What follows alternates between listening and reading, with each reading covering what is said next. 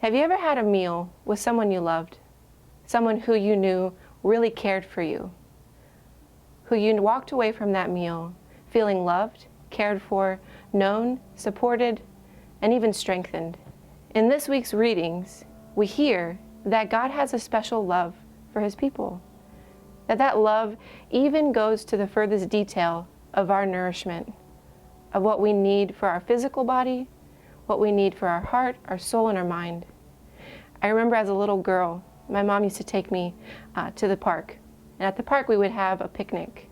And those are some of the most cherished memories I have. She would sit down and we would eat our meal. I cherish those moments not because of the food that I ate, but because of her love for me. And that's exactly the love that God has for us. In this Sunday's readings, we hear about Elijah. Elijah's on a journey. He's walking through the desert. It's hot, he's sweaty, and he's wearied, and he's tired. And even in the reading, we get an indication that he's sad, and maybe even despairing. And he sits by the broom tree, and he falls asleep. And God, in His love for Elijah, provides for Elijah. He sends an angel. And when He sends the angel, He also sends Elijah food, a hearth cake and a jug of water.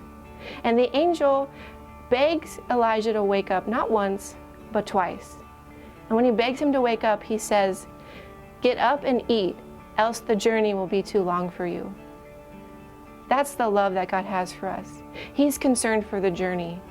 In the gospel, we hear Jesus has a similar concern.